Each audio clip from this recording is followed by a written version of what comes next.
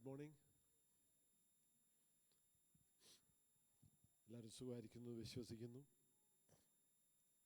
ഈ വെക്കേഷനും ഹോളിഡേ ആയിരിക്കുന്നതിൻ്റെ ഒരു പ്രത്യേകത, എപ്പോഴും കാണാത്തവരൊക്കെ ഒന്നുകൂടെ കാണാൻ ഒരു അവസരം കിട്ടും. അത് പ്രത്യേക സന്തോഷമുണ്ട്. Thank you. പിന്നെ എപ്പോഴും കാണുന്നവരെ കാണുന്നതും സന്തോഷമാണ്, അതൊരു കുഴപ്പമൊന്നുമില്ല. Thank you. നമ്മൾ ചില ആഴ്ചകളായിട്ട് ക്രിസ്മസ് സംബന്ധിച്ച് ഒരു സീരീസ് ഓഫ് മെസ്സേജസ്, ഒരു മിനിറ്റ്,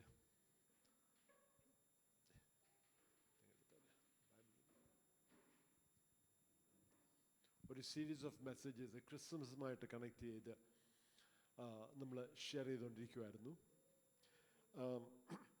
ആദ്യം ആ സീരീസ് നമ്മൾ കേട്ട വചനം sharing Christ to enquiring minds. അന്വേഷിക്കുന്ന മനസ്സുകൾ, അന്വേഷിക്കുന്ന ചിന്ത ഉള്ള ആൾക്കാരിൽ എല്ലാവരും ഇങ്ങോട്ടൊന്ന് ശ്രദ്ധിക്കണേ. അന്വേഷിക്കുന്ന ആ മനസ്സുള്ളവർക്ക് വേണ്ടി ക്രിസ്തുവിനെ പങ്കുവയ്ക്കുക. അന്ന് 1-ാം നൂറ്റാണ്ടിൽ അത് സംഭവിച്ചൊരു കാര്യമാണ് അല്ലേ. യേശുവിനെ അന്വേഷിച്ച് പലരും പോയിട്ടാണ്. രണ്ടാമത് sharing love from the father through the son to all the people. പിതാവിൽ നിന്ന് പുത്രൻ്റെ കൂടെ എല്ലാ ജനങ്ങൾക്കും എന്ത് ചെയ്തു? ദൈവത്തിൻ്റെ സ്നേഹം പകർന്നു. അത് നമുക്കറിയാം. ക്രിസ്തുവിൽ ക്രിസ്മസിൻ്റെ സമയത്ത് ക്രിസ്തു മുഖാന്തരം ദൈവത്തിൻ്റെ സ്നേഹം നമുക്ക് നൽകിയിരിക്കുന്നു. കഴിഞ്ഞ ആഴ്ച sharing good news of great Joy for all people അല്ലേ. എല്ലാ ജനങ്ങൾക്കും മഹത്വമായ സന്തോഷത്തിൻ്റെ സുവിശേഷം പകരുന്നു. ഇങ്ങനെയുള്ള ചില മെസ്സേജസ് ആയിരുന്നു കേട്ടുകൊണ്ടിരുന്നത്. ഇന്ന് കേൾക്കാൻ പോകുന്നത് ഷെയറിങ് ourselves ത്രൂ സെർവിങ്. സ്നേഹത്തിലൂടെ നമ്മെ തന്നെ പങ്കിടാം. സ്തോത്രം. അപ്പം ഈ ഒരു ടോപ്പിക്കാണ് ഇന്ന് ഷെയർ ചെയ്യാൻ താല്പര്യപ്പെടുന്നത്. 1 പത്രോസ് 4-ാം അധ്യായം അതിൻ്റെ 8 തൊട്ട് 11 വരെയുള്ള വാക്യങ്ങൾ. അത് വായിക്കുന്നതിന് മുമ്പേ ഞാൻ നിങ്ങളോടൊരു കാര്യം ചോദിച്ചോട്ടെ, ശ്രദ്ധിച്ച് കേട്ടോണം. ഒരു ചോദ്യം. നിങ്ങൾക്കിപ്പോഴ് അറിയാം ഒക്കുമെങ്കിൽ നിങ്ങളുടെ മരണം എന്നായിരിക്കും? ഒരു നിമിഷം ഒന്ന് ചിന്തിക്കുക. അല്ലെങ്കിൽ നിങ്ങൾ ചിന്തിക്കുക, ഒരു മാസത്തിനാവും മരിക്കാൻ പോകാന്നുള്ളൊരു ചിന്തയാന്നിരിക്കട്ടെ, ഒരു അറിയിപ്പ്. ആരും ഭയപ്പെടരുതേ. ആരെയും ഭയപ്പെടുത്താൻ വേണ്ടിയല്ല ഞാൻ പറയുന്നത്. എന്നാലും നമുക്കറിയാം, സ്റ്റാറ്റിസ്റ്റിക്സ് അറിയാം അല്ലേ. 100% മരണം എല്ലാവരും മരിക്കുന്നുണ്ട്. അതുകൊണ്ട് ഇന്നല്ല നാളെയാണ് നമ്മളെല്ലാവരും മരിക്കേണ്ടത്. അതുകൊണ്ട് ആരും ഭയപ്പെടണ്ട. എന്നാലും അതിൻ്റെ ടൈം ഒരു മാസം, ഒരാഴ്ച പോലും ആന്നിരിക്കട്ടെ, താമസിക്കാതെ മരണം വരുക എന്നിരിക്കട്ടെ. നമ്മളെങ്ങനെയായിരിക്കും നമ്മുടെ ജീവിതത്തെ കാണുന്നത്? നമ്മൾ എന്ത് ചെയ്യുമായിരിക്കും? എങ്ങനത്തെ പ്രവൃത്തിയായിരിക്കും? എങ്ങനത്തെ മനോഭാവമായിരിക്കും? എങ്ങനത്തെ പ്രതികരണമായിരിക്കും? ഒരു നിമിഷം ഒന്ന് ചിന്തിക്കണേ. 1-ാം നൂറ്റാണ്ടിൽ ഈ പത്രോസ് ലേഖനം എഴുതുന്ന ആ സമയത്ത് ദൈവമക്കളുടെ അവസ്ഥ ഇതായിരുന്നു. താമസിക്കാതെ ഞാനും മിക്കവാറും പീഡനയേറ്റ് മരിക്കുമായിരിക്കും എന്നുള്ള ചിന്തയായിരുന്നു അവരുടെ ഉള്ളിൽ. നീറോ എന്ന റോമൻ ചക്രവർത്തി, റോമിലുണ്ടായ വലിയൊരു തീപിടുപ്പുണ്ടായി, ഭയങ്കര അപകടം ഉണ്ടായി. ഈ പ്രയാസത്തിൻ്റെ മധ്യേ അദ്ദേഹം എന്ത് ചെയ്യുന്നറിയോ? ദൈവമക്കളെ കുറ്റം വിധിച്ചു. ഇവർ മുഖാന്തരമാണ് ഇവിടെ തീ ഉണ്ടായത്, ഇവിടെ മുഖാന്തരമാണ് ഈ പട്ടണത്തിൽ ഇത്രയും നാശമുണ്ടായെന്ന് പറഞ്ഞ് ക്രിസ്ത്യാനിലെ അന്ന് പീഡിപ്പിക്കാൻ തുടങ്ങി. ഏകദേശം AD 70 ആ സമയത്തെ കാര്യമായത്. അത് മുഖാന്തരം ഭയങ്കര പീഡന സഭയ്ക്കെതിരെ ഉണ്ടായി. അതുകൊണ്ടാണ് 1 പത്രോസ് വായിക്കുമ്പോൾ തീ എന്നുള്ള വാക്ക് അവിടെ ഉപയോഗിക്കുന്നുണ്ട്, അഗ്നിശോധന എന്നുള്ള വാക്ക് അവിടെ ഉപയോഗിക്കുന്നുണ്ട്. കാരണം അവരനുഭവിക്കുന്ന ശോധന വളരെ ക്രൂരമായിട്ടുള്ള കഷ്ടത അവരനുഭവിച്ചു. അവരുടെ സഹോദരങ്ങൾ അനേകര് കൊല്ലപ്പെട്ടു എന്ന് പറഞ്ഞാൽ വളരെ വളരെ ക്രൂരമായിട്ടുള്ള മരണം ഒത്തിരി പേര് അനുഭവിച്ചിട്ടുണ്ട്. അപ്പോഴവരുടെ ചിന്ത ഇതാണ്, എന്നാ ഞാൻ മരിക്കാൻ പോകുന്നത് അറിയത്തില്ല. അല്ലെങ്കിൽ ഇങ്ങനെ ആയിരുന്നു, മിക്കവാറും ഞാനും താമസിക്കാതെ മരിക്കും, അല്ലെങ്കിൽ മിക്കവാറും നമ്മളും താമസിക്കാതെ മരിക്കും. ഇങ്ങനെയുള്ള ചിന്തകൾ അവരുടെ ഉള്ളിൽ കിടക്കുക. അവരെന്ത് ചെയ്യണമെന്ന് അറിയത്തില്ല. ഇതിൻ്റെ മധ്യയാണ് പത്രോസ് ഈ ലേഖനം എഴുതുന്നത്. ഇനി നമുക്ക് ആ വേദഭാവം ഒന്ന് വായിച്ചു കേൾക്കാം. 3 വാക്യങ്ങൾ അല്ലേ, അതോ 4? 8 തൊട്ട് 11 വരെ പ്ലീസ്. സകലത്തിനും മുമ്പേ തമ്മിൽ ഉറ്റ സ്നേഹമുള്ളവരായിരിപ്പീൻ. സ്നേഹം പാപങ്ങളുടെ ബോധത്തെ മറയ്ക്കുന്നു. പിറുപിറുപ്പും കൂടാതെ തമ്മിൽ അതിഥി സൽക്കാരം ആചരിപ്പീൻ. ഓരോരുത്തരും വരം ലഭിച്ചതുപോലെ വിവിധമായുള്ള ദൈവകൃപയുടെ നല്ല ഗ്രഹവിചാരകന്മാരായി അതിനെ കൊണ്ട് അന്യോന്യം ശുശ്രൂഷിപ്പീൻ. ഒരുത്തൻ പ്രസംഗിക്കുന്നുവെങ്കിൽ ദൈവത്തിൻ്റെ അരുളപ്പാട് പ്രസ്താവിക്കുന്നു എന്ന പോലെയും, ഒരുത്തൻ ശുശ്രൂഷിക്കുന്നു എങ്കിൽ ദൈവം നൽകുന്ന പ്രാപ്തിക്ക് ഒത്തവണ്ണം ആകട്ടെ.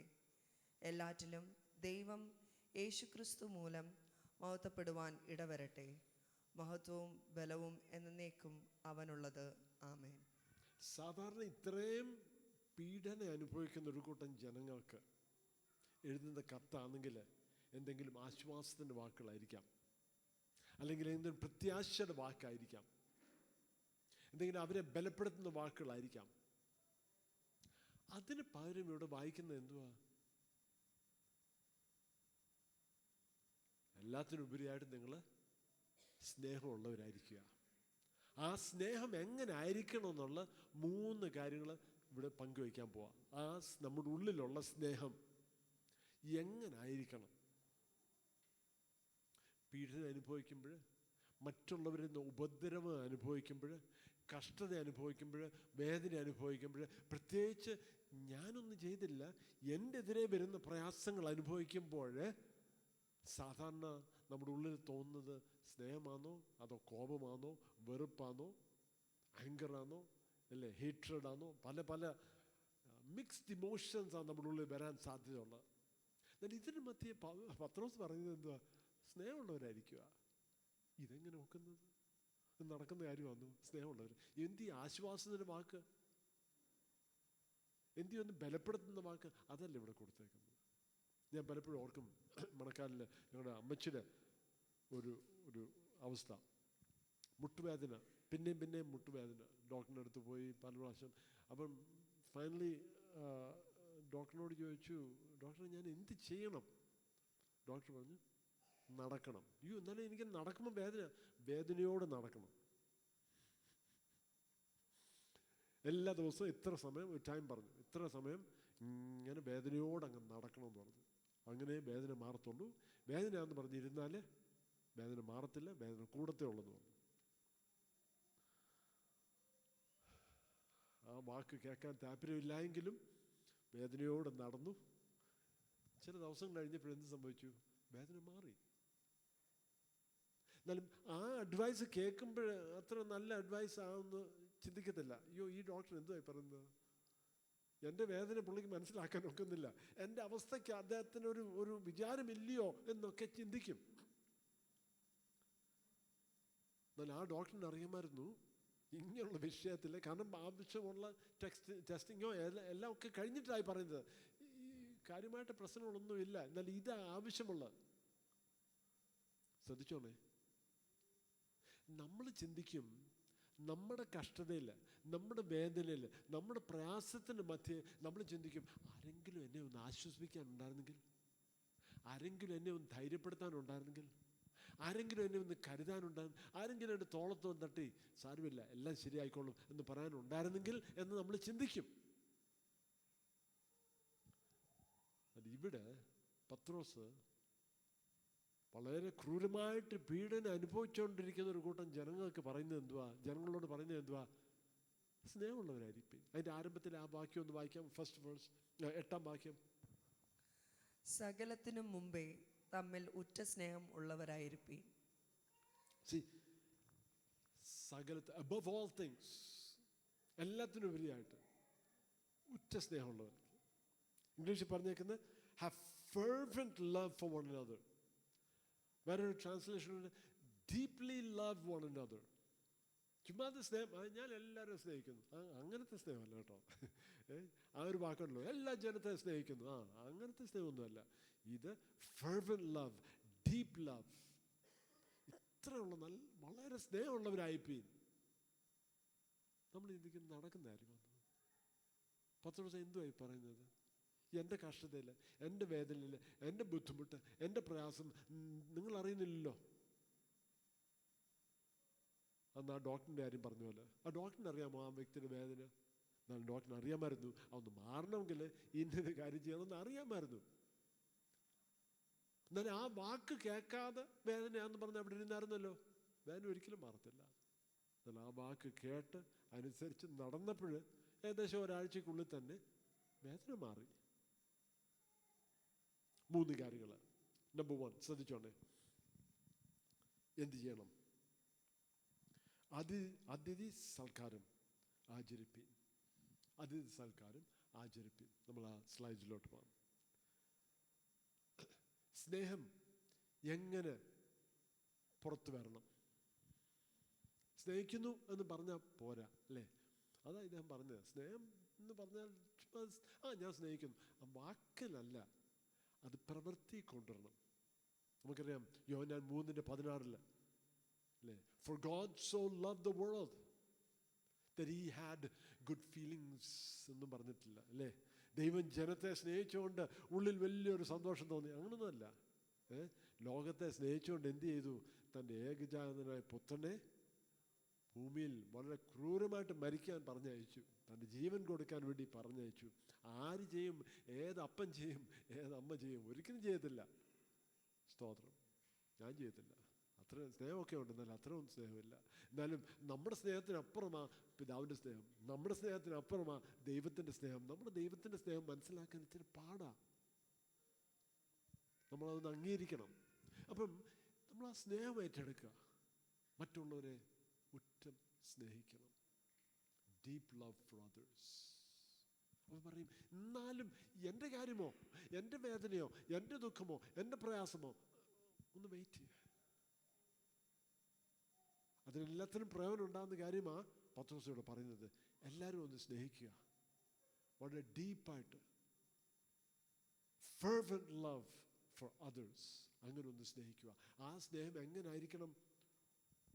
ഒന്നാമത്, ഷോ ഹോസ്പിറ്റാലിറ്റി, അതിഥി സൽക്കാരം. എന്തുവാ ഈ അതിഥി സൽക്കാരം? അവർ ആരാധനയ്ക്ക് കൂടുന്നത് ഭയത്തോടാ, അവർ പ്രാർത്ഥനയ്ക്ക് കൂടുന്നത് വളരെ പേടിയോടാ. ആരെങ്കിലും അറിഞ്ഞാൽ നമ്മൾ എന്ത് ചെയ്യും? എങ്ങനെയായിരിക്കും പ്രതികരിക്കാൻ പോകുന്നത്? എന്തുമായിരിക്കും നമ്മുടെ അവസ്ഥ? അവർക്കറിയാം. മറ്റുള്ളവർ പലരും കൊല്ലപ്പെട്ടത് അവർക്കറിയാം. അതിൻ്റെ ഡീറ്റെയിൽസ് പറഞ്ഞാൽ വളരെ ക്രൂരമായിട്ടുള്ള കാര്യങ്ങളാണ്. നിങ്ങൾ നെറ്റിലടിച്ച് നോക്കിയാൽ മതി. നീറോ ചക്രവർത്തിയുടെ കാര്യത്തിൽ AD 70 ക്രിസ്ത്യൻസിൻ്റെ ഇടയിലുണ്ടായിരുന്ന, ക്രിസ്ത്യൻസിനെതിരെ ഉണ്ടായിരുന്ന പീഡനം നെറ്റിലടിച്ച് നോക്കിയാൽ അതിൻ്റെ ഡീറ്റെയിൽസ് ഉണ്ട്. വളരെ ക്രൂരമായിട്ടാണ്. എന്നാലും ഇവരെ സ്നേഹിക്കേണ്ടവരായിരിക്കണം. അതിഥി സൽക്കാരം. നമ്മുടെ ഭവനത്തിൽ അതിഥി വരുമ്പോൾ നമ്മൾ എന്ത് ചെയ്യും? വീട്ടിലുള്ള ഏറ്റവും ബെസ്റ്റ് സാധനങ്ങൾ നമ്മൾ സാധാരണ മാറ്റി വയ്ക്കും, അല്ലേ? ഡെയിലി യൂസിന് വയ്ക്കത്തില്ല. പാത്രങ്ങളാണെങ്കിലും ബെഡ്ഷീറ്റ് ആണെന്നല്ലോ ടവലാണെന്നല്ലോ പല പല കാര്യങ്ങൾ എന്ത് ചെയ്യും? നമ്മൾ ഏറ്റവും നല്ലത് മാറ്റി വയ്ക്കും. ആരെങ്കിലും ഗസ്റ്റ് വരുവാണെങ്കിൽ നമ്മുടെ രീതി അങ്ങനെ. അത് നമ്മൾ വേറെ നമ്മുടെ കാര്യത്തിനൊന്നും ഉപയോഗിക്കത്തില്ല. ഏറ്റവും നല്ലത് മാറ്റി വെച്ചിട്ട് ഗസ്റ്റിന് വേണ്ടി സാധാരണ അങ്ങനെ ചെയ്യുന്ന പതിവുണ്ട്. അതെന്തിനാ? അവരെ ഒന്ന് കെയർ ചെയ്യുക, അവരെ ഒന്ന് കരുതുക. അതിഥി ആരാ നമ്മുടെ അതിഥി? ആരാ? തമ്മിൽ തമ്മിൽ സ്നേഹിക്കണം എന്നാ പറഞ്ഞത്, അല്ലേ? യേശുവിനോട് ഒരു ചോദ്യം ചോദിച്ചായിരുന്നു. യേശു പറഞ്ഞു, love your neighbour as your self. നിന്റെ അയൽക്കാരനെ നിന്നെ പോലെ തന്നെ സ്നേഹിക്കണമെന്ന് പറഞ്ഞു. അപ്പോൾ ഉടനെ തന്നെ ഒരു ചോദ്യം വന്നു, ആരാ എൻ്റെ അയൽക്കാരൻ? യേശു ആ ശമര്യക്കാരൻ്റെ ഒരു കഥ അവിടെ പറഞ്ഞു. നമുക്കറിയാവുന്ന ആയതുകൊണ്ട് ഞാനത് ആവർത്തിപ്പിക്കുന്നില്ല. ഒരു അന്യദേശത്തു നിന്നുള്ള ആള്, ആ ദേശക്കാരെല്ലാവരും വെറുത്ത ഒരു കൂട്ടം ആള്, അദ്ദേഹം ആ ദേശത്ത് വന്ന് പ്രയാസത്തിലായി. മറ്റുള്ളവര് നോക്കുന്നില്ല. എന്നാലും ഇദ്ദേഹം പറഞ്ഞു, ഇദ്ദേഹം എന്ത് ചെയ്തു, ഒരു എക്സ്ട്രാ എഫേർട്ട് എടുത്ത് ആ വ്യക്തിയെ കരുതി. സ്തോത്രം. ആ വ്യക്തിയാ നിന്റെ അയൽക്കാരൻ. ആരെയാ സ്നേഹിക്കേണ്ട? ആരെ എൻ്റെ അതിഥി സൽക്കാരൻ? പ്രയാസത്തിലായിരിക്കുന്നോ, കഷ്ടതയായിരിക്കുന്നോ, ആരാന്നേലും അവരൊരു അതിഥിയെ പോലെ നമ്മൾ കരുതണം എന്നാണ് ദൈവം ആഗ്രഹിക്കുന്നത്. അവരെ നമ്മൾ കരുതണം, അവരെ നമ്മൾ സ്നേഹിക്കണം. ഞാനിത് എഴുതിയപ്പോഴേ വളരെ ഇൻട്രസ്റ്റിംഗ് ആയിട്ട് ഒരു കാര്യം ഓർത്തത്, ഒത്തിരി വർഷം മുമ്പേ, ഏകദേശം ഒരു 38 വർഷം മുമ്പേ ഏകദേശം ഒരു ബുക്ക് ഞാൻ വായിച്ചായിരുന്നു. ആ ബുക്ക് നെറ്റിലടിച്ചാൽ മിക്കവാറും ഒരു ഫ്രീ ഡൗൺലോഡായിട്ട് കിട്ടും. അതിൻ്റെ പേരിതാണ് ലവ്, അക്സെപ്റ്റൻസ് ആൻഡ് ഫൊർഗിവ്നെസ്. ഓത്തറിൻ്റെ പേര് ഇപ്പോൾ ഓർക്കുന്നില്ല, ഞാനത് ഓർക്കുമ്പോൾ ഞാൻ പറയാം. Love, acceptance and forgiveness. മനോഹരമായിട്ട് ചെറിയൊരു ബുക്കാണ്, മനോഹരമായിട്ടൊരു ബുക്കാണ്. നമ്മളെ ഒത്തിരി ചിന്തിപ്പിക്കും. മറ്റുള്ളവരെ അക്സെപ്റ്റ് ചെയ്യാനും മറ്റുള്ളവരെ സെർവ് ചെയ്യാനും. നമ്മളിലും വ്യത്യസ്തമായിട്ടുള്ള ആൾക്കാരായിരിക്കും. അവരെ എങ്ങനെ നമ്മളൊന്ന് അക്സെപ്റ്റ് ചെയ്യണം. അക്സെപ്റ്റ് ചെയ്യാൻ ഇച്ചിരി ബുദ്ധിമുട്ടാണ്. എല്ലാവരും ഒന്ന് കരുതാൻ ഇച്ചിരി ബുദ്ധിമുട്ടാണ്. എല്ലാവരും സ്നേഹിക്കാൻ ഇച്ചിരി ബുദ്ധിമുട്ടാണ്. അതിഥി സൽക്കാരം. ഒരു അതിഥിയായിട്ട് വീട്ടിൽ വരുമ്പോഴേ അവർ പറയുന്നതെല്ലാം നമ്മൾ കേട്ടോണ്ടിരിക്കുമല്ലേ. അതിനെ എതിർത്ത് നമ്മൾ മിക്കവാറും ഒന്നും പറയത്തില്ല. ചിലപ്പോൾ നമുക്ക് പറയാൻ തോന്നും, അയ്യോ ഇതുപോലത്തെ പൊട്ടത്തരം ഞാൻ എങ്ങും കേട്ടില്ല എന്ന് പറയാൻ തോന്നും. എന്നാലും നമ്മൾ ഒരിക്കലും പറഞ്ഞില്ല. ഓ അങ്ങനെയാണോ, ആഹാ എന്നൊക്കെ പറഞ്ഞുകൊണ്ട് നമ്മളത് കേട്ടോണ്ടിരിക്കും അല്ലേ. നമ്മുടെ ഉള്ളിൽ തോന്നുന്ന ഒന്നും പറയത്തില്ല. അവിടെ നമ്മൾ വ്യാജമായിട്ട് കള്ളത്തരം അല്ലെങ്കിൽ ശരിയല്ലാത്ത അങ്ങനല്ല നമ്മൾ ചിന്തിക്കേണ്ടത്. ഈ വ്യക്തിയുടെ ചിന്ത അങ്ങനെയാണോ, ആയിക്കോട്ടെ. ഈ വ്യക്തിയുടെ മനോഭാവം അങ്ങനെയാണോ, ആയിക്കോട്ടെ. അക്സെപ്റ്റ് ചെയ്യാൻ, എന്നിൽക്കാട്ടും വ്യത്യസ്ത രീതിയിലുള്ള ആൾക്കാരൊന്ന് അക്സെപ്റ്റ് ചെയ്യാൻ. പല കാര്യങ്ങളും പറയാൻ തോന്നും, നമ്മൾ പറയത്തില്ല അല്ലേ. പല ഇമോഷൻസ് നമ്മുടെ ഉള്ളിൽ വരും. അതെല്ലാം നമ്മൾ എന്ത് ചെയ്യും, ഒന്ന് ഒതുക്കി വയ്ക്കും. നമ്മൾ തമ്മിൽ ഇടപെടുമ്പോൾ, തമ്മിൽ നമ്മൾ സംസാരിക്കുമ്പോൾ ഈ രീതിയിൽ ഒന്ന് ചെയ്യാമോ? നമ്മുടെ സ്നേഹം അതിഥി സൽക്കാരമായിട്ട് ഒന്ന് പുറത്തു വരാൻ ഒക്കുവാണെങ്കിൽ, മറ്റുള്ളവരെ വേദനിപ്പിക്കുന്ന വാക്കുകൾ ഒരിക്കലും നമ്മുടെ വായിന്ന് പോകത്തില്ല. നമ്മൾ പറയുന്ന ഓരോ വാക്കുകളും നമ്മൾ ഒന്നുകൂടെ ഒന്ന് പിടിച്ചു വയ്ക്കും. നമ്മുടെ ചിന്തകളൊക്കെ നമ്മളൊന്ന് റീഅഡ്ജസ്റ്റ് ചെയ്യും. മറ്റുള്ളവരെ അക്സെപ്റ്റ് ചെയ്യാനും സ്നേഹിക്കാനും ക്ഷമിക്കാനും. ഒരു അതിഥിയാണെങ്കിൽ അവരെന്തെങ്കിലും ചെയ്താലും നമ്മൾ എന്ത് ചെയ്യും, അവരെ ക്ഷമിക്കും. പലപ്പോഴും നമ്മുടെ നാവ് മുഖാന്തരം അനേകർക്ക് മുറിവേക്കും. നമ്മൾ ചിന്തിക്കുന്ന പോലുമില്ല. നമ്മൾ പറയും, അവരങ്ങനെയൊക്കെയാ, ഇതൊക്കെ പറയേണ്ട ആവശ്യമാണ്. അല്ലെങ്കിൽ നേരത്തെ ഞാൻ ചിന്തിച്ചിട്ടുള്ള 2 വാക്ക് പറയണം എന്നൊക്കെ നമ്മൾ ചിന്തിക്കും. എന്നാലും ഒന്ന് ബാക്കപ്പ് ചെയ്യുമ്പോൾ നമ്മൾ ഓർക്കേണ്ട ഇതാണ്, ഇതിൻ്റെ വല്ല ആവശ്യമുണ്ടോ? പ്രത്യേകിച്ച് ഒരാഴ്ച ഒരു മാസത്തിനുള്ളിൽ മരിക്കാൻ പോകുന്ന വ്യക്തിയാണെങ്കിൽ, അങ്ങനെയാണെങ്കിൽ ഒന്നും പറയാനില്ല. നിങ്ങൾ എങ്ങനെ വേണമെങ്കിലും ജീവിച്ചോ, എങ്ങനെ വേണമെങ്കിലും സംസാരിച്ചോ, എങ്ങനെ വേണമെങ്കിലും പ്രവർത്തിച്ചോ, സാരമില്ല. ഞാൻ എൻ്റെ കർത്താവിനെ കാണാൻ പോവാ താമസിക്കാതെ. ഒരു മാസം, ഒരാഴ്ച. ഒന്ന് ചിന്തിച്ച് നോക്കി. യേശുവിൻ്റെ ജീവിതം, യേശുവിൻ്റെ ശുശ്രൂഷ ആരംഭിച്ചിട്ട് ഏകദേശം 3-3.5 വർഷത്തിനുള്ളിൽ തന്നെ യേശുവിനെ എപ്പോഴേ അറിയാം. ശ്രദ്ധിച്ചോണേ, യേശുവിനെ എപ്പോഴേ അറിയാമായിരുന്നു. യേശു എങ്ങനെ മരിക്കും എന്നറിയാം, പിന്നെ മരണം എന്നായിരിക്കുമെന്നൊക്കെ യേശുവിൻ്റെ ഉള്ളിലൊരു ഐഡിയ ഉണ്ടായിരുന്നു. അതുകൊണ്ട് യേശുവിൻ്റെ ജീവിതം, യേശുവിൻ്റെ പ്രവൃത്തി, യേശുവിൻ്റെ മനോഭാവം, യേശുവിൻ്റെ വാക്കുകൾ എല്ലാം ആ ഒരു അന്ത്യം ഓർത്തുകൊണ്ടായിരുന്നു. ഒരു പർപ്പസും ഒരു എൻഡും ഉണ്ടായിരുന്നു. നമുക്കറിയത്തില്ല നമ്മുടെ അന്ത്യം എന്നാണ്. ഞാനീ പറഞ്ഞ പോലെ ഒരാഴ്ച, ഒരു മാസം എന്ന് പറഞ്ഞ് ജസ്റ്റ് ഒരു ഇലിസ്ട്രേഷന് വേണ്ടി പറഞ്ഞ, ആരും ഭയപ്പെടില്ല. ആർക്കറിയാം, ചിലപ്പോൾ 1 വർഷമാണെന്നോ 10 വർഷമാണെന്നോ 50 വർഷം കഴിഞ്ഞ് നമുക്കറിയത്തില്ല. സ്തോത്രം. എനിക്ക് 50 വർഷമൊന്നും വേണ്ടേ, അത്രയൊക്കെ മതി. സ്തോത്രം. സ്നേഹം, ആഴമായിട്ട് സ്നേഹമുള്ളവർ, ഉറ്റ സ്നേഹമുള്ളവരായിരിക്കണം. ആ സ്നേഹം എങ്ങനെ ആയിരിക്കണം നമ്മൾ മറ്റുള്ളവരെ കാണിക്കേണ്ടത്? ഒന്ന്, അതിഥി സൽക്കാരം ഉള്ളവരായിരിക്കണം. മറ്റുള്ളവരെ കരുതാനും, മറ്റുള്ളവരെ സ്നേഹിക്കാനും, മറ്റുള്ളവരെ അക്സെപ്റ്റ് ചെയ്യാനും, മറ്റുള്ളവരെ ക്ഷമിക്കാനും ഉള്ള മനോഭാവം.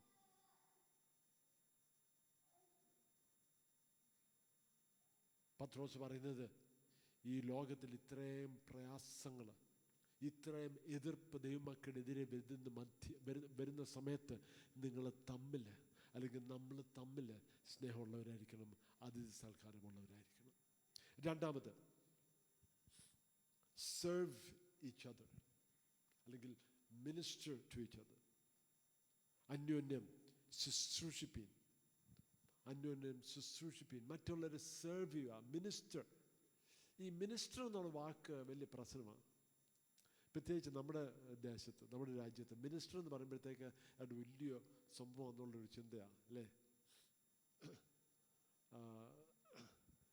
പലപ്പോഴും ഈ വണ്ടി ഓടിച്ച് പോകുമ്പോഴേ വഴിയില്ലാത്തടത്ത് വഴി ഉണ്ടാക്കുന്ന ദൈവത്തെ പോലുള്ള ചില ആൾക്കാരുണ്ടല്ലോ, അവരുടെ പ്രവൃത്തിയൊക്കെ കാണും. ഞാൻ പറയും, അടുത്ത മന്ത്രിയാകാനുള്ള എല്ലാ യോഗ്യതയുണ്ട് പുള്ളിക്കെന്ന് പറയും. നമ്മൾ കാണുന്നത് മറ്റുള്ളവരെ അടിച്ചമർത്തുകയും മറ്റുള്ളവരെ പീഡിപ്പിക്കുകയും മറ്റുള്ളവരെന്ന്, ഇതൊക്കെ നമ്മൾ ഓരോ കാര്യങ്ങൾ നമ്മുടെ സമൂഹത്തിൽ കാണുന്നു. ആരും കുറ്റം പറയാനില്ല, എന്നാലും നമ്മൾ കാണുന്ന കാര്യങ്ങളാണ്. എന്നാലും നമ്മളൊരു സെർവൻ്റ് ആയിരിക്കേണ്ടതാണ്. ആക്ച്വലി ഇവരെക്കുറിച്ച് പറയുന്ന പബ്ലിക് സെർവൻസ് എന്നൊക്കെയുള്ള വാക്കാണ് ഉപയോഗിക്കുന്നത്, അല്ലേ? നമ്മളൊരു സെർവൻ്റ് ആയിരിക്കേണ്ടതാണ്. അതെങ്ങനെ ഒക്കും? അന്യോന്യം ശുശ്രൂഷിക്കുക. ശുശ്രൂഷ എന്ന് പറഞ്ഞാൽ എന്തുവാ? മറ്റുള്ളവരെ സേവിക്കുക. 1-ാം നൂറ്റാണ്ടിൽ മറ്റുള്ളവരുടെ പാദം കഴുകി കൊടുക്കുന്ന വ്യക്തികൾ. ഒരു ഭവനത്തിലെ പല സെർവൻസ് ഉണ്ടാവും, പല ജോലിക്കാർ, വേലക്കാർ, സ്ലേവ്സ് ഒക്കെ ഉണ്ടാവും. അതിലേറ്റവും താഴ്ന്ന ഒരു വ്യക്തിയായിരിക്കും, ഏറ്റവും വേറെ ഒന്നിനും കൊള്ളാത്തൊരു വ്യക്തിയായിരിക്കും മറ്റുള്ളവർ കാലുകൾ എണീൽപ്പിക്കുന്നത്. ആ ലെവലിൽ പത്രോസ് പറഞ്ഞത്, നമ്മൾ അതേപോലെ മറ്റുള്ളവരുടെ പാദം കഴുകുന്ന അതേ ലെവലിൽ മറ്റുള്ളവരെ സെർവ് ചെയ്യാനുള്ള മനോഭാവത്തോടെ നമ്മളായിരിക്കണം. നമുക്ക് വലിയ ബുദ്ധിമുട്ടാണ്, കാരണം നമുക്ക് ഈ ജോലിയുടെ ക്ലാസിഫിക്കേഷനൊക്കെ ഉണ്ട്, അല്ലേ? അത് വലിയ പാടാണ്. ചിലപ്പോൾ ഹോട്ടലിലൊക്കെ പോകുമ്പോൾ മേശ തുടയ്ക്കാൻ ഒരു കൂട്ടം ആൾക്കാരുണ്ട്, അല്ലേ?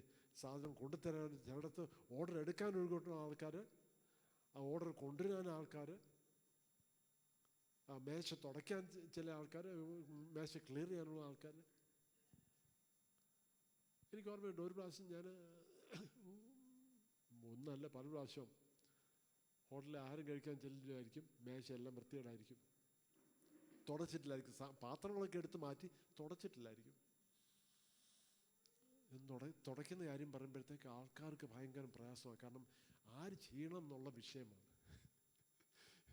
ഏതോ ഒരിടത്ത് ഭയങ്കര ഡിസ്കഷൻ നടക്കുക, ഇന്നാരെന്ത് ചെയ്യുക, ഇവരെന്ത് ചെയ്യുക, അവരെന്ത് ചെയ്യുക. ഞാൻ നോക്കിയപ്പോൾ അവിടെ ഒരു തുണി ഇരിപ്പുണ്ടായിരുന്നു, ഞാൻ എടുത്തിട്ട് ഇത് തുടച്ച് നല്ല നീറ്റാക്കി എടുത്ത്, കാരണം ഇവരെക്കാട്ടിലും മനോഹരമായിട്ട് വൃത്തിയാക്കാൻ എനിക്കറിയാം.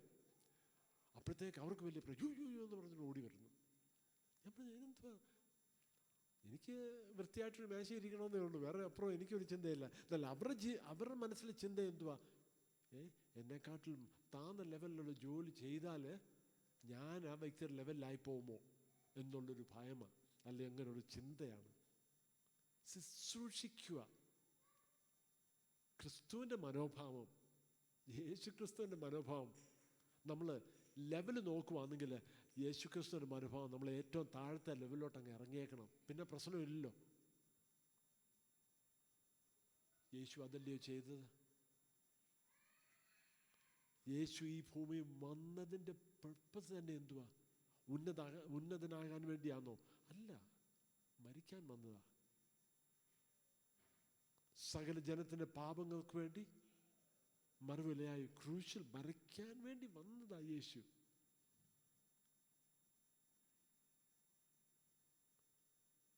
ഒരു വാക്യമുണ്ടല്ലോ, He came not to be served. മറ്റുള്ളവര് യേശുവിനെ ശുശ്രൂഷിക്കാമെന്നല്ല, യേശു തൻ്റെ ജീവൻ കൊടുക്കാൻ റെഡിയായിട്ട് വന്നു. ഇതാ യേശു ഉദ്ദേശിച്ചത്. ഇങ്ങനത്തെ ഒരു ജീവിതമാണ് പത്രോസ് പറയുന്നത്. നമ്മുടെ സ്നേഹം മുഖാന്തരം ഇങ്ങനത്തെ ഒരു ജീവിതം വേണം നമ്മൾ സെർവ് ചെയ്യാൻ. നമ്മളെപ്പോഴും ആരാധനയ്ക്ക് വരുമ്പോഴോ, കടയിൽ പോകുമ്പോഴോ, ജോലിക്ക് പോകുമ്പോഴോ, പഠിക്കുന്നിടത്തോ, എവിടെ ആണെങ്കിലും നമ്മൾ ചോദിക്കേണ്ട ചോദ്യം എന്താണ്? Who can I serve? ആരെ ഞാൻ ശുശ്രൂഷിക്കാൻ നോക്കും? രണ്ടാമതൊരു ചോദ്യം ചോദിക്കേണ്ടത് എന്താണെന്ന്, ഹൗ ക്യാൻ ഐ സെർവ്? എന്ത് ചെയ്യാൻ നോക്കും? മറ്റുള്ളവർക്ക് ഞാനൊരു ബ്ലെസ്സിങ് ആയിത്തീരാൻ എന്ത് ചെയ്യാൻ നോക്കും? എങ്ങനെ മറ്റുള്ളവരെ അനുഗ്രഹിക്കാൻ നോക്കും? മറ്റുള്ളവർക്കൊരു ഒരു ഒരു കരുതാൻ എങ്ങനെ എനിക്ക് ഒക്കും എന്നായിരിക്കും ചിന്തിക്കേണ്ടത്. ഞാൻ അതിൻ്റെ ഒരു ചെറിയ ഉദാഹരണമായിട്ട് ഞാൻ പറഞ്ഞിട്ടുണ്ട്. അത് ഒരു ഉദാഹരണം മാത്രമേ ഉള്ളൂ. നമ്മൾ ഈ ഭവനത്തിൽ അതിഥികൾ വരുമ്പോഴാണേലും നമ്മൾ അവരെ സെർവ് ചെയ്യാൻ നിൽക്കുമല്ലയോ? ചിലരെന്ത് ചെയ്യുമെന്നറിയോ? അവരുടെ വാഹനം പുറത്ത് പാർക്ക് ചെയ്യും. ശ്രദ്ധിച്ചോണേ, അവരുടെ വാഹനം പുറത്ത് മാറ്റി പാർക്ക് ചെയ്തിട്ട് നല്ല ഫ്രണ്ടിലുള്ള പാർക്കിംഗ് കൊടുക്കുമ്പോൾ ഇങ്ങോട്ട് പോയി പാർക്ക് ചെയ്തു, ഞാൻ വെളിയിട്ടോളാം. നമ്മൾ ആരാധനയ്ക്ക് വരുമ്പോഴെന്ത് ചെയ്യണമെന്നറിയോ? നമ്മുടെ വണ്ടി ഏറ്റവും ദൂരെ കൊണ്ട് പാർക്ക് ചെയ്യണം. അങ്ങനെ ആകുമ്പോൾ അടുത്തുള്ള പാർക്കിംഗ് മറ്റുള്ളവർക്ക്. അപ്പം ചിന്തിക്കും, ആർക്കെങ്കിലും ആയിക്കോട്ടെ, എനിക്കല്ല, നമുക്കല്ല, മറ്റുള്ളവർക്ക്. അതേഴ്സ് എന്നൊരു വാക്ക് എപ്പോഴും നമ്മുടെ മനസ്സിൽ വളരെ ക്ലിയർ ആയിരിക്കണം. അത് നമ്മുടെ പ്രവൃത്തിയിൽ കാണണം, എന്നാൽ അതിനു മുമ്പേ നമ്മുടെ മനോഭാവത്തിലും കാണണം. അതേഴ്സ്, മറ്റുള്ളവർക്ക് വേണ്ടി. മറ്റുള്ളവരെ എങ്ങനെ ആദ്യം കരുതാം, മറ്റുള്ളവരെ എങ്ങനെ ഞാൻ എന്നാലും പറയും, എന്നാലും ഇത്രയും പ്രയാസത്തിന് മധ്യേ ഞാൻ നോക്കുന്നത് എനിക്കെങ്ങനെയെങ്കിലും ഒരു ആശ്വാസം. അവൻ കർത്താവ് പറഞ്ഞത് എന്തുവാ? അല്ല, ഏത് പ്രയാസത്തിലോ ദുഃഖത്തിലോ ബുദ്ധിമുട്ടിലാണെങ്കിലും ചിന്ത ഞാൻ എന്നുള്ള ചിന്തയൊന്ന് മാറ്റിയിട്ട് അതേഴ്സ്, മറ്റുള്ളവർക്ക് ഞാൻ എന്ത് ചെയ്യാൻ നോക്കും. അങ്ങനത്തെ ഒരു മനോഭാവത്തിൽ വരണമെന്നാണ് കർത്താവിൻ്റെ ആഗ്രഹം. അങ്ങനത്തെ ഒരു മനോഭാവം നമ്മൾ ഏറ്റെടുക്കേണ്ട അത്യം. Who can I serve? How can I serve? വേറൊരു ചോദ്യം, ദൈവം എനിക്ക് ഏതൊക്കെ ഗിഫ്റ്റ് തന്നിട്ടുണ്ട്, ഏതൊക്കെ ദാനങ്ങൾ തന്നിട്ടുണ്ട്, ഏതൊക്കെ വരങ്ങൾ തന്നിട്ടുണ്ട് മറ്റുള്ളവരെ ശുശ്രൂഷിക്കാൻ. ചിലർക്ക് മറ്റുള്ളവരെ കരുതുന്ന വരമുണ്ട്. അവർ നാച്ചുറലായിട്ട് വരും കരുതാൻ, കെയറിങ്. ചിലർക്ക് മറ്റുള്ളവരുടെ പ്രയാസങ്ങൾ വേദന പറയുമ്പോൾ അതിരുന്ന് കേൾക്കാനുള്ള ഒരു മനോഭാവം. ചിലർക്ക് പ്രാർത്ഥിക്കാൻ വലിയ ആഗ്രഹമാണ്, മധ്യസ്ഥ പ്രാർത്ഥന. ചിലർക്ക് രോഗികൾക്ക് വേണ്ടി പ്രാർത്ഥിക്കാനുള്ള താല്പര്യം. മറ്റുള്ളവരെ സെർവ് ചെയ്യാനുള്ളത് പല ഗിഫ്റ്റ് ദൈവം നമുക്ക് തന്നിട്ടുണ്ട്.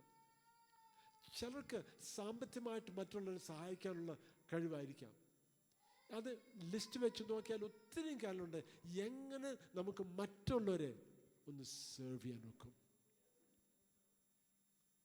നമ്മളെക്കുറിച്ച് തന്നെ ഒന്ന് ചിന്തിക്കുക, ഏതൊക്കെ ഗിഫ്റ്റാണ് എനിക്കുള്ളത്, മറ്റുള്ളവർക്ക് ഞാൻ എങ്ങനെ ബ്ലെസ്സിങ് ആയിരിക്കാം.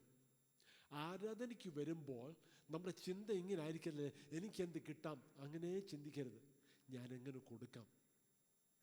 ദൈവത്തിന് കൊടുക്കുന്നത് മാത്രമല്ല, ദൈവത്തിന് കൊടുക്കണം തീർച്ചയായിട്ടും, അത് മാത്രമല്ല, മറ്റുള്ളവർക്ക് ഞാൻ എങ്ങനെ കൊടുക്കാൻ നോക്കും, മറ്റുള്ളവർക്ക് ഞാൻ എങ്ങനെ ഒരു ബ്ലെസ്സിങ് ആയിത്തീരാം. ആ ഒരു മനോഭാവത്തോട് വേണം നമ്മൾ ആരാധന കയറി വരേണ്ടത്. സ്തോത്രം. അപ്പോൾ പറയും, എന്നാലും ഞാൻ വരുന്നത് ഒരാഴ്ചത്തേക്കുള്ളത് ഞാൻ പ്രാപിച്ചിട്ട് പോകാൻ വേണ്ടിയാ. സോറി, അങ്ങനെ വചനത്തിലെങ്കിലും പറഞ്ഞിട്ടില്ല കേട്ടോ. ആ ഒരു കോൺസെപ്റ്റൊക്കെ എനിക്കറിയാം, ഒത്തിരി കേൾക്കാറുണ്ട്. ഒരാഴ്ചയ്ക്ക് വേണ്ടിയുള്ളത് എവിടുന്ന് വരുന്ന കോൺസെപ്റ്റാണെന്ന് എനിക്കറിയത്തില്ല. വചനത്തിൽ ആ കോൺസെപ്റ്റ് ഇല്ല. ഐഡിയ കുഴപ്പമില്ല, എന്നാലും വചനത്തിലുള്ളതല്ല. വചനത്തിലുള്ള കോൺസെപ്റ്റ് എന്തുവാ? നമുക്ക് ദൈവത്തിൽ നിന്ന് ഡെയിലി പ്രാപിക്കാം. കർത്താവിൽ നിന്ന് ഓരോ ദിവസവും നമുക്ക് ലഭിച്ചുകൊണ്ടിരിക്കും. പരിശുദ്ധ ആത്മാവ് ഇന്ന സ്ഥലത്ത്, അവിടെ, ഇവിടെ, പള്ളിയിലോ അങ്ങനൊന്നുമല്ല. പരിശുദ്ധാത്മാവ് നമ്മുടെ ഉള്ളിൽ വസിക്കുന്നു.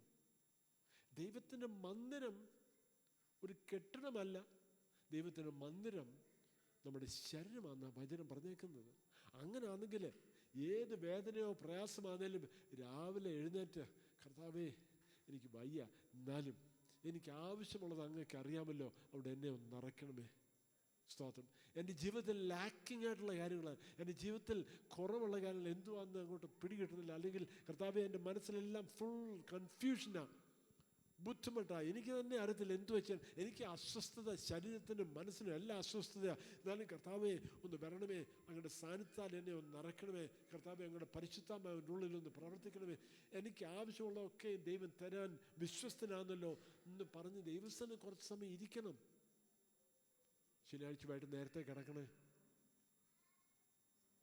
കുഴപ്പമില്ല. 8 മണിക്ക് കിടന്നാലും കുഴപ്പമില്ല, അല്ലെങ്കിൽ 9 കിടന്നാലും കുഴപ്പമില്ല. ചിലപ്പോൾ ഒരു 5 മണിക്ക് എഴുന്നേക്കുമായിരിക്കും.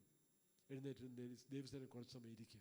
കർത്താവേ എനിക്ക് ചർച്ചിൽ പോകുമ്പോൾ നിറഞ്ഞു പോകണം. എൻ്റെ ചർച്ചിൽ പോകുമ്പോൾ എനിക്ക് നിറവോടെ പോകണം. കാലിയായിട്ടല്ല, നിറവോടെ എനിക്ക് പോകണം. മറ്റുള്ളവർക്ക് കൊടുക്കാൻ, മറ്റുള്ളവരെ അനുഗ്രഹിക്കാൻ, മറ്റുള്ളവർക്ക് ബ്ലെസ്സിങ് ആയിരിക്കാൻ, മറ്റുള്ളവരെ ധൈര്യപ്പെടുത്താൻ, മറ്റുള്ളവരെ അനുഗ്രഹിക്കാൻ, മറ്റുള്ളവർക്കൊരു സന്തോഷം പകരാൻ വേണ്ടി. സ്തോത്രം. അങ്ങനത്തെ ഒരു പ്രാർത്ഥനയായിരിക്കും നമ്മുടെ. അപ്പം ഞാൻ ഹൂ കെൻ ഐ സെർവ്, ആരെ ശുശ്രൂഷിക്കാൻ ഒക്കും? ഹൗ കെൻ ഐ സെർവ്, എങ്ങനെ ശുശ്രൂഷിക്കാൻ ഒക്കും? Which gifts can I use, ഏത് വരങ്ങൾ എനിക്ക് ഉപയോഗിക്കാൻ ഒക്കും? പിന്നെ നമ്മൾ നോക്കുക, ആരാ നമ്മുടെ ഉള്ളിൽ, നമ്മുടെ മധ്യേ ആവശ്യങ്ങളുള്ളത്? ആരാ നമ്മുടെ മധ്യേ ഇച്ചിരി പ്രയാസം അനുഭവിക്കുന്നത്? ആരാ നമ്മുടെ മധ്യേ ഇച്ചിരി ദുഃഖമുള്ളത്? അങ്ങനെ ഒരു നിമിഷം ഒന്ന് ചിന്തിക്കുക.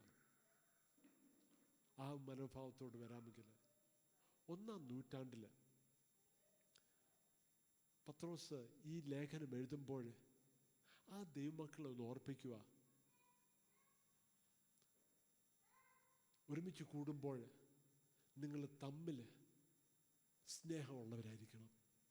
ഒന്ന്, നിങ്ങൾ അതിഥി സൽക്കാരം കാണിക്കുന്നവരായിരിക്കണം. രണ്ടാമത്, തമ്മിൽ ശുശ്രൂഷിക്കുന്നവരായിരിക്കണം. ഇനി മൂന്നാമത്, ദൈവത്തെ മഹത്വപ്പെടുത്തുന്നവരായിരിക്കണം. എങ്ങനെ ദൈവത്തെ മഹത്വപ്പെടുത്താം? 11-ാം വാക്യം ഒന്ന് വായിക്കാമോ? 11-ാം വാക്യം വായിക്കാം. നമ്മുടെ ജീവിതം മുഖാന്തരം ദൈവത്തിന് മഹത്വം ഉണ്ടാകണം. ഒരുത്തൻ പ്രസംഗിക്കുന്നുവെങ്കിൽ ദൈവത്തിൻ്റെ അരുളപ്പാട് പ്രസ്താവിക്കുന്നു എന്ന പോലെയും, ഒരുത്തൻ ശുശ്രൂഷിക്കുന്നു എങ്കിൽ ദൈവം നൽകുന്ന പ്രാപ്തിക്ക് ഒത്തവണ്ണം ആകട്ടെ. എല്ലാറ്റിലും ദൈവം യേശുക്രിസ്തു മൂലം മഹത്വപ്പെടുവാൻ ഇടവരട്ടെ. മഹത്വവും ബലവും എന്നേക്കും അവനുള്ളത്. ആമേൻ.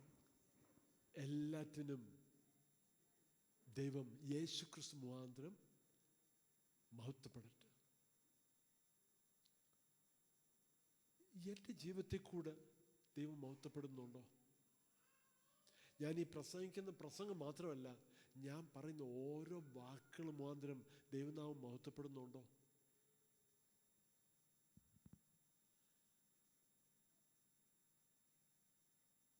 ചിലപ്പോൾ നമ്മൾ പറയും, അല്ല ഞാൻ പറഞ്ഞ കാര്യം ശരിയല്ലയോ? ശരിയൊക്കെ ആയിരിക്കും, എന്നാൽ ആ വ്യക്തിയെ വേദനിപ്പിച്ച് കാണും. ചില കാര്യങ്ങൾ പറയുന്നത് ശരിയാണെങ്കിലും മറ്റുള്ളവർ വേദനിപ്പിക്കായിരിക്കും, മറ്റുള്ളവർക്ക് ദുഃഖം ഉണ്ടാക്കുന്നതായിരിക്കും. ഇതിനാവശ്യമുണ്ടോ? വേണ്ട. നമ്മുടെ വാക്കുകൾ ഏതാണേലും നമ്മൾ ചിന്തിക്കേണ്ടത് എങ്ങനെ ദൈവത്തെ മഹത്വപ്പെടുത്താം. നമ്മുടെ പ്രവൃത്തി കൂടെ ദൈവത്തെ എങ്ങനെ മഹത്വപ്പെടുത്താം. മറ്റുള്ളവരെ ഒരു ബ്ലസ് ചെയ്യാൻ ഒക്കുവാണെങ്കിൽ, മറ്റുള്ളവരൊന്ന് കരുതാമെങ്കിൽ, മറ്റുള്ളവരെ താങ്ങാമെങ്കിൽ, ആരെങ്കിലും പ്രയാസത്തിലുണ്ടോ, ആരെങ്കിലും അസുഖമുള്ളവരുണ്ടോ, ദയവായിട്ട് അവരോട് ചോദിക്കല്ലേ, ഏത് ഡോക്ടറിനെ കണ്ടത്, ഏത് മെഡിസിനാണ് എടുക്കുന്നത്, അത് ചോദിക്കല്ലേ. അത് ഡോക്ടർമാർ ചെയ്യേണ്ട ജോലി അവർ ചെയ്തോളും. നമ്മൾ പലപ്പോഴും നമുക്ക് വരുന്ന പ്രശ്നം ഉടനെ തന്നെ ഇന്ന ഡോക്ടറിനെ കണ്ടു, ഉടനെ ഫോൺ എടുക്കും. ചിലർക്ക് പ്രവാചകന്മാരുടെ ഫോൺ നമ്പർ ലിസ്റ്റ് ഉള്ള പോലെ ചിലർക്ക് ഡോക്ടർമാരുടെ ലിസ്റ്റുണ്ട്. ഇതിൻ്റെ ഒന്നും ആവശ്യമില്ല. ഡോക്ടർമാർ ചെയ്യേണ്ട ജോലി അവർ ചെയ്തോട്ടെ. നമ്മളെ ഏൽപ്പിച്ചേക്കുന്ന ജോലി നമ്മൾ ചെയ്യുക.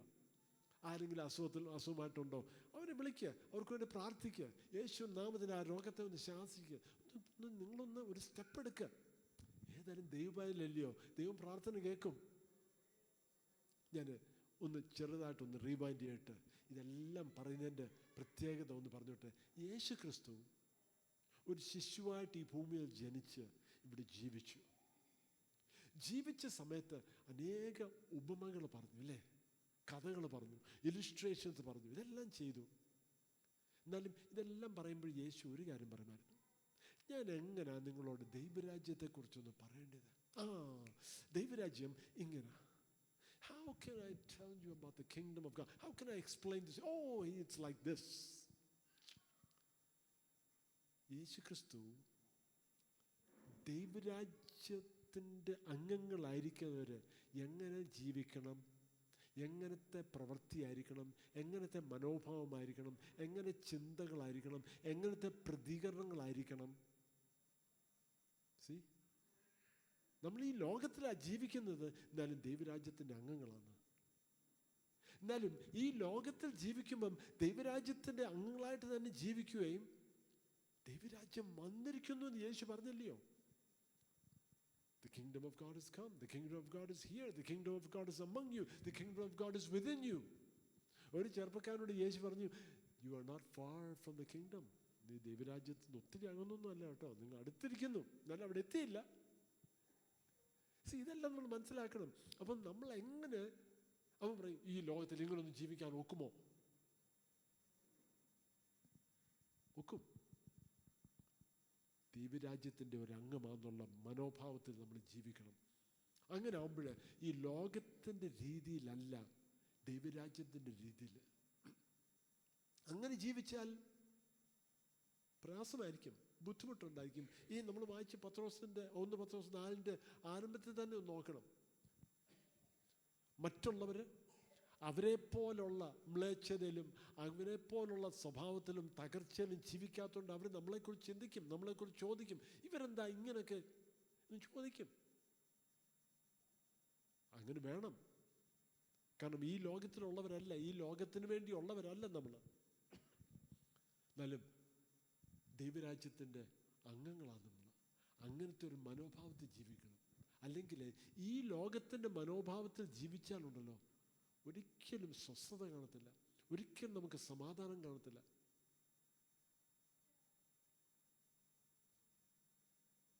കഷ്ടതയിലായിരുന്ന, വേദനയിലായിരുന്ന, ബുദ്ധിമുട്ടിലായിരുന്ന ഒരു കൂട്ടം ജനങ്ങളോട് പത്രോസ് പറയുന്ന 3 കാര്യം ഇതാണ്. അതിൻ്റെ ഏറ്റവും മുഖ്യമായിട്ടുള്ള കാര്യം സ്നേഹമുള്ളവരായിരിക്കണം. പുറത്ത് ഒന്ന് തട്ടി ആശ്വസിപ്പിക്കാൻ വേണ്ടിയല്ല, നിങ്ങൾ സ്നേഹമുള്ളവരായിരിക്കണം, തമ്മിൽ സ്നേഹമുള്ളവരായിരിക്കണം. എങ്ങനെ ആ സ്നേഹം കാണിക്കേണ്ടത്? 3 കാര്യങ്ങൾ. സെർവ് ഈച്ച് അതർ, അല്ല, ഒന്ന്, ആദ്യത്തെ ഷോ ഹോസ്പിറ്റാലിറ്റി, അതിഥി സൽക്കാരം കാണിക്കണം. എല്ലാവരും നമ്മുടെ ഭവനത്തിൽ വരുന്ന ഒരു അതിഥിയെ പോലെ നമ്മളൊന്ന് കരുതണം. അത്രയും സ്പെഷ്യൽ സ്ഥാനം കൊടുത്ത്. ആരെങ്കിലും ഇരിക്കാൻ പോകുന്നോ, പോയി ഒരു കസേര ഇട്ട് കൊടുക്കണം. ആരെങ്കിലും കഥ കൊടുക്കാൻ കഥ തുറന്നു കൊടുക്കുക. മറ്റുള്ളവർ കയറിയിട്ട് നമ്മൾ കയറിയാൽ മതി. പലപ്പോഴും നമുക്ക് വരുന്ന പ്രശ്നം എന്ത് തന്നെയാണ്, നമ്മുടെ കൂടെ ഉള്ളവരുടെ കാര്യം പോലും ചിന്തിക്കുന്നത്, കഥ തുറന്ന് നമ്മളും കയറും. മറ്റുള്ളവർക്ക് അവർ കയറി വരട്ടെ, അവർ തന്നെ തുറക്കട്ടെ. അല്ല, അങ്ങനെയല്ല, അല്ലേ? നമ്മുടെ ഭവനത്തിൽ ആരെങ്കിലും വരുവാണെങ്കിൽ നമ്മൾ എന്ത് ചെയ്യും? ഒന്ന് കൊട്ടുമ്പോൾ നമ്മൾ എന്ത് ചെയ്യും? കയറി വാ, അങ്ങനെ പറയത്തില്ല. നമ്മൾ എന്ത് ചെയ്യും? ഡോറിൻ്റെ അടുത്ത് ചെന്നിട്ട് തുറന്നിട്ട് പറയും, വാ കയറിക്കാട്ടെന്ന് പറയും, അല്ലേ? അങ്ങനെയല്ലേ നമ്മൾ ചെയ്യുന്നത്? അതുപോലത്തെ ഒരു മനോഭാവം നമുക്ക് എപ്പോഴും വേണം. Show hospitality. രണ്ടാമത്, സെർവ് ഈച്ച് അതർ. ഏത് ലെവലിലാണ്? ഒരു സെർവൻറ്റിനെ പോലെ, ഒരു സ്ലേവിനെ പോലെ. ഏറ്റവും ലെവലൊന്നും നോക്കണ്ട, താഴത്തെ ലെവലിൽ അങ്ങ് സ്റ്റാർട്ട് ചെയ്യാമോ, പിന്നെ ഒരു പ്രശ്നമില്ല. കുറഞ്ഞു പോകുമെന്ന് ചിന്തിക്കണ്ട. യേശു ചിന്തിച്ചില്ല കുറഞ്ഞു പോകുന്നത്. കാരണം എന്തുകൊണ്ടാണ്? യേശുവിനറിയാം ആരുടെ മകനാണെന്നറിയാം. ആരുടെ മകനാണെന്ന്, ആരുടെ മകളാണെന്ന് നിങ്ങൾക്കറിയത്തില്ലയോ? നമുക്കറിയത്തില്ലയോ? അല്ലേ? നമ്മുടെ പിതാവ് ഈ ഭൂമിയെയും എല്ലാത്തിനെയും സൃഷ്ടിച്ചെന്ന് മാത്രമല്ല, ഇപ്പോഴും എല്ലാത്തിനെയും ദൈവത്തിൻ്റെ കരത്തിൽ ഇപ്പോഴും പിടിച്ചിരിക്കുന്നു. അങ്ങനത്തെ ഒരു അപ്പനാ നമുക്കുള്ളതെന്നുള്ളൊരു ധൈര്യമില്ലയോ? അങ്ങനെയാണെങ്കിൽ ആരാ നമ്മളെ കുറയ്ക്കാൻ? അത് മാത്രമല്ല, ഈ ലോകത്തിൻ്റെ ഏത് സ്ഥാനവും പൊസിഷനാ അതിനെക്കാട്ടിലും കൂടുതൽ എന്തെങ്കിലും ഉണ്ടോ? ഈ അപ്പൻ്റെ മകൻ എന്നുള്ള ആ സ്ഥാനത്തെക്കാട്ടിലും കൂടുതൽ ഒന്നുമില്ലല്ലോ. നമ്മുടെ ചിന്തകളെ നമ്മൾ മാറ്റിയെടുത്ത് പറ്റും. മൂന്നാമത്, നമ്മൾ ദൈവത്തെ മഹത്വപ്പെടുന്നു. നമ്മൾ ഏത് പ്രവൃത്തി, ഏത് ചിന്തയോ ഏത് വാക്കുകളാണേലും എല്ലാം ദൈവം മഹത്വപ്പെടണം എന്നുള്ളൊരു മനോഭാവത്തിൽ നമുക്കെല്ലാവർക്കും ഒരു നിമിഷം ഒന്ന് എഴുന്നേറ്റ് നിൽക്കാം. പ്രാർത്ഥിക്കാൻ പോവാണ്. സ്തോത്രം. ഒരു നിമിഷം ഒന്ന് എഴുന്നേറ്റ് നിന്ന് നിങ്ങൾക്ക് വേണ്ടി ഒരു വാക്ക് പ്രാർത്ഥിക്കാം. ഇത് കഴിഞ്ഞിട്ട് ആരും പുറത്തു പോകല്ലേ, ആരും പുറത്തു പോകല്ലേ. ഒരു നിമിഷം ഒന്ന് വെയിറ്റ് ചെയ്യണം.